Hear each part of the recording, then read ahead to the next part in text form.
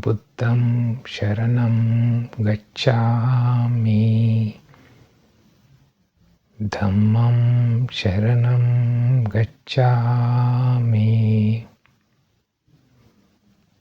Sangham Sharanam Gacchami. Namo Tassa Bhagavato Arahato Samma Sambuddhassa. Namo Tassa Bhagavato Arahato Samma Sambuddhassa. Namo Tassa Bhagavato Arahato Samma Sambuddhassa.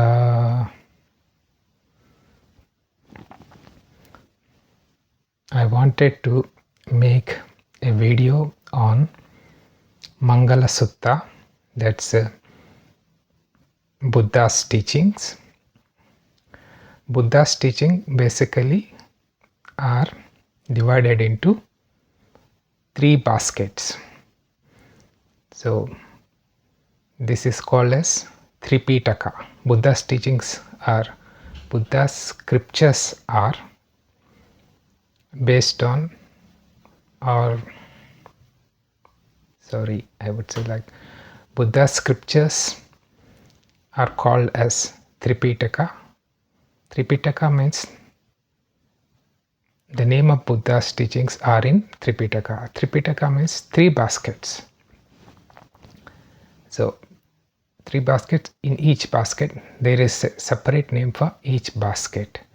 So that Tripitaka is divided into 3 baskets, and the first basket is Sutta Pitaka, next one is Vinaya Pitaka, and third basket is Abhidhamma Pitaka. So in Sutta Pitaka, this Mangala Sutta comes under Sutta Pitaka basket. In that one, Khuddaka Nikaya. There are different classifications, like there are some sub divisions in each Pitaka. So this comes under Khuddaka Nikaya. In Sutta Pitaka, in that particular basket, in Sutta Pitaka, Khuddaka Nikaya. So this is my favorite sutta, Mangala Sutta. This is of highest blessings. In this, all the suttas, basically most of the suttas are Buddha's words. Literally, Buddha spoke. The enlightened being spoke this. It has been documented at various places in various countries. So these are of high value because Buddha is an enlightened being. He has purified his mind to the ultimate level. So I wanted to talk about this one, Sutta Pitaka. There are 38 highest blessings according to Buddha, which has been mentioned in Sutta Pitaka. The first one, the first stanza, I'll recite the first stanza. All these suttas are in Pali language. Buddha has spoken in the Pali language at that time, 2600 years, approximately 2600 years ago, 2500 and something change. So it should be roughly 2600 years approximately years ago. The Pali language was the mainly spoken language in India. So he has given his teachings in the common spoken language at that time, Pali language. So I'll recite the first one, this Mangala Sutta, first stanza. Asevana cha balanam panditanam cha sevana Puja cha pujaneyanam etam mangalam uttamam. So I'll read out the translation of this sutta in English. I got a printout. I'll just take this and because I know the meaning but I don't want to make a mistake. And this printout gives you elaborately, like more detailedly, the meaning of this first stanza. Asevanacha balanam panditanancha sevana puja cha pujaneyanam etam mangalam uttamam. So asevanacha balanam means not associating with fools or the ignorant. So Buddha did not call, like Buddha is never called a person who is bad person a bad person. He always considered the bad person like a fool or the ignorant person. He doesn't have the skill to develop, like who did not use this unskillful person, like he mean to say like an unskillful person. Bad person means unskillful person. Good person is a skillful person who learns good virtues, good things, who understands fast and try to learn and learnt. That's a good person. That's the way of Buddha explaining, Buddha identifying the people. He never called anyone a bad person, because I think everybody has the capacity to become good later on if they put some effort. That's what Buddha said.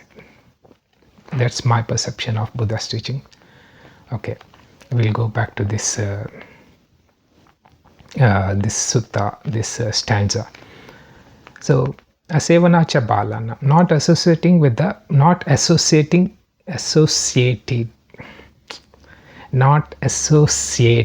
with the fools or the ignorant. So in the that asevanacha balanam, who is Bala? Bala is a fool. The name Bala means fool. In the psychological framework of Dhamma, a fool isn't someone with a low IQ. According to the Anguttara Nikaya, this Anguttara Nikaya means all sub-classification of, in each Pitaka some classification are there of his scriptures. So this is Anguttara Nikaya. A fool is defined by their action.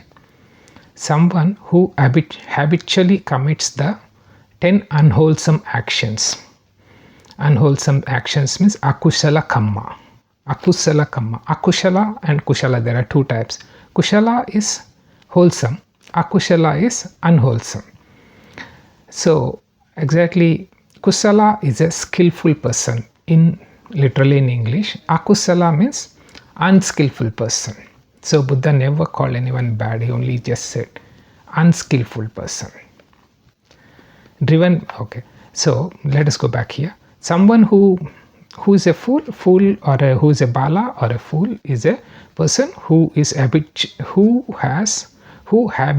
habitually commits the 10 unwholesome actions driven by craving, aversion and ignorance.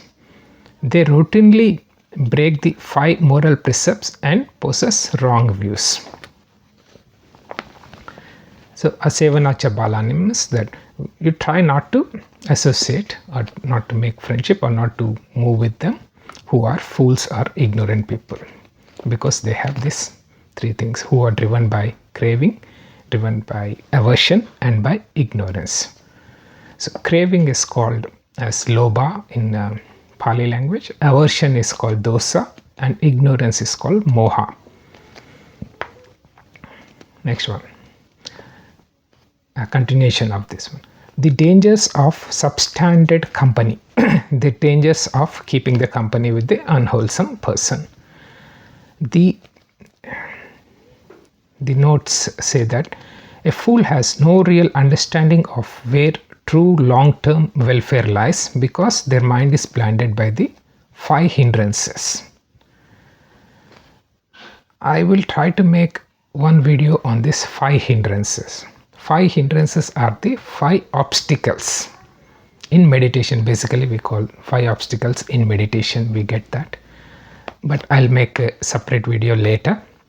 But I'll read out this. 5 obstacles are sensual craving, ill will, lethargy, agitation and worry, and skeptical doubt. These are the 5 hindrances. He says we should not get associated with these people because they have long-term welfare lies, because they are blinded by the 5 hindrances. The domino effect. If you keep company with a bala or with a fool, they will naturally push you onto a wrong path, drifting you away from the noble eightfold path. The presentation uses 2 vivid metaphors for fools. Okay, I'm reading from the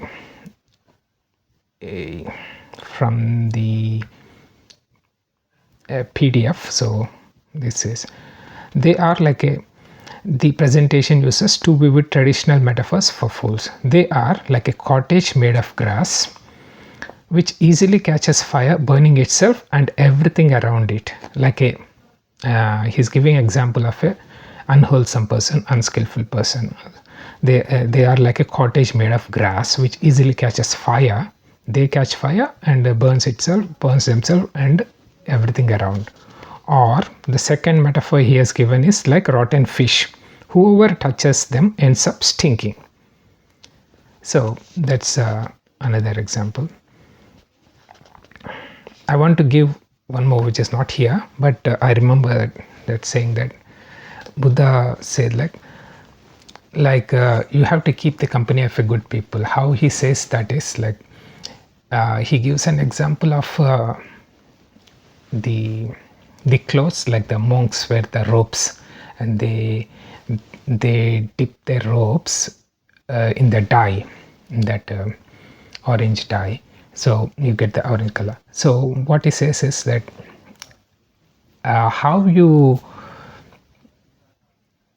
I want to say how like when you dip the clothes, when you dip the clothes in the dye, the color of the dye is absorbed, the clothes absorb the dye color in that way. So the association with that kind of people, you will absorb the certain qualities. So he asks us to associate with the wise people. Okay. Blessing too. Okay, so asevanacha balanam finish. Now panditanancha sevana means associating with the wise. Who is Pandita or who is wise person? A wise person is defined by their ethical and mental clarity. They systematically practice the 10 wholesome actions, kushala kamma, skillful kamma, when you say kushala kamma, live by the framework of sila, samadhi, panna, means morality, concentration and insight, and possesses right views. These are the qualities of a good person. Wholesome person, skillful person. Qualities. And he also says the spiritual friend, kalyana mitta. The wise act as steady guides. A spiritual friend or a kalyana mitta is a wise person, acts as steady guide. According to the slide, a person possesses 7 core strengths: faith, saddha, energy, virya, mindfulness, sati, concentration, samadhi, wisdom, panya, moral shame, hiri, and moral dread, utappa. So these are the saddha, virya, sati, samadhi, panya, hiri, and utappa. These are the Pali words. These are the qualities of the kalyana mitta. Okay, I wanted to say one more point which is not in this one, but Saddha basically in all the texts it mentions as faith, but in my language Saddha, we've been from childhood when we've been taught like Saddha means diligence. That's the exact word which I've been learning right from my childhood.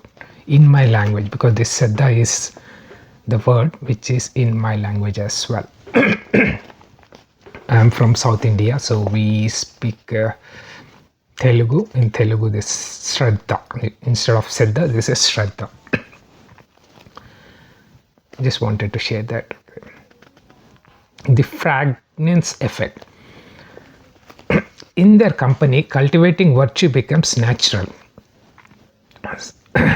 This slide describes the wise as a lamp that protects you from darkness, or a perfume shop. Even if you don't buy anything, just stepping inside ensures you walk out smelling like a beautiful fragrance. So if you keep the company of a wholesome, kusalakamma people, wholesome people, and you have a kalyanamitta friend or a spiritual friend who guides you in the right direction, then what happens? Just like a perfume shop, if you don't even buy anything, if you go inside and come out, you smell like a beautiful fragrance. You get there, like you soak up the qualities, at least some qualities from there. So he has to keep the good company. And puja cha pujaneyanam, honoring those of worthy of honor. Who is worthy of honor? The slide explicitly lists 5 types of individuals who possess immeasurable good qualities. Okay, who is worthy of honor? Puja cha puja neyanam, honoring those worthy of honor. And this worthy of honor are the 5 people, he says. One is the Buddha, the Dhamma, the Sangha, one's parents, and teachers. One's teachers. So Buddha is enlightened, we know, and the Dhamma is the teaching of Buddha. All what Buddha has taught is Dhamma. And the Sangha is the people who practice Buddha teachings very hard, and they put into practice, not only learning, but they put into practice. The Sangha, they strive to put into practice. And one's parents and the teachers. I think the teachers mean the spiritual teachers are the people who talk more about wisdom, who give like a Kalyanamitta. I consider Kalyanamitta as a teacher.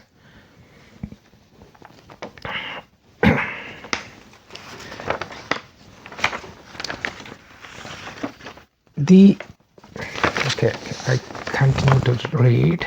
The psychology of respect. Respect is not an did I go back to okay, puja cha puja neyanam, honoring the worthy of honor. So the psychology of respect, it's talking about respect. Respect is not an empty ritual, it is a profound mental adjustment. The practice of honoring those of pure conduct in mind, speech and body serves as the ultimate foundation for the humility. Respect doesn't mean like just a ritual. It's saying that profound mental adjustment. You give respect with your complete mind. Like, I don't know how I would say, like with wholeheartedly when you respect. Sorry, my phone is I'll try to put it. Okay.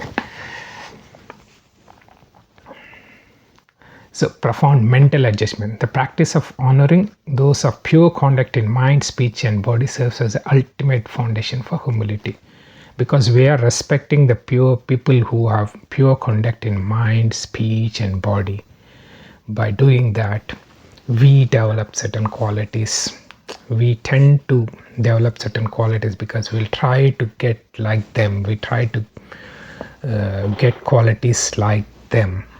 Maybe inherently we get that when you are respecting.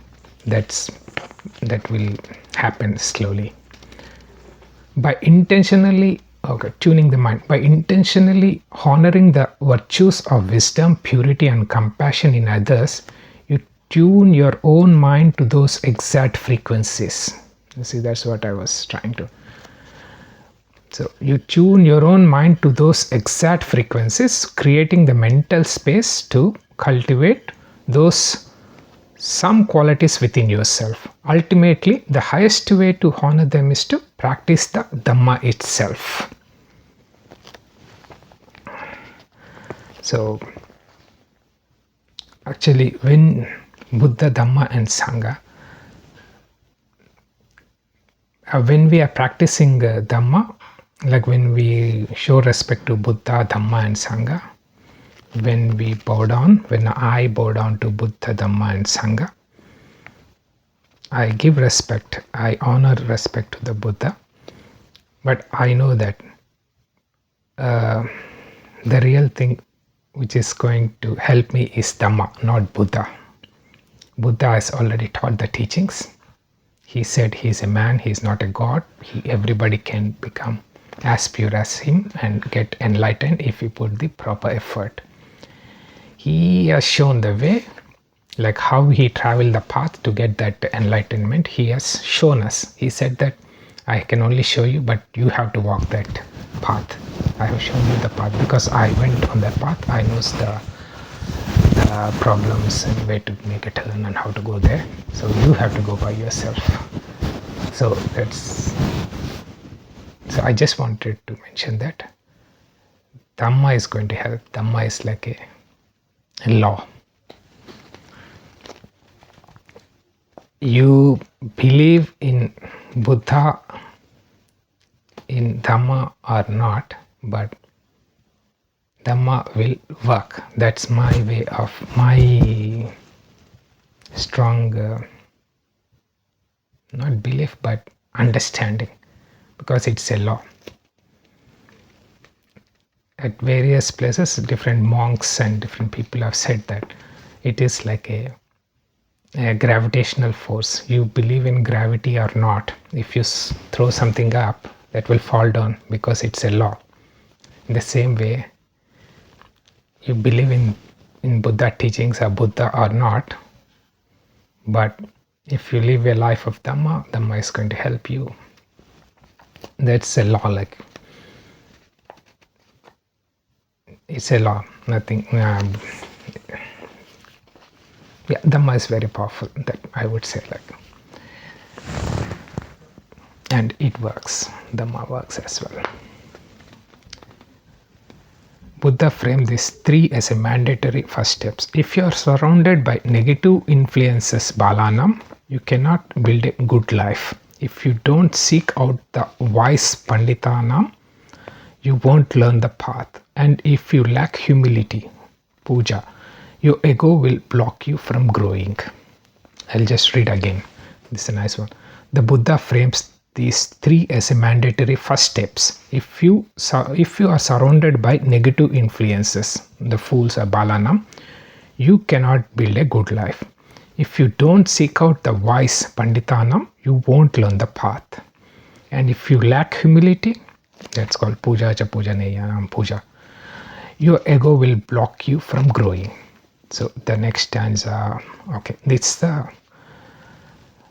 is the explanation of the first.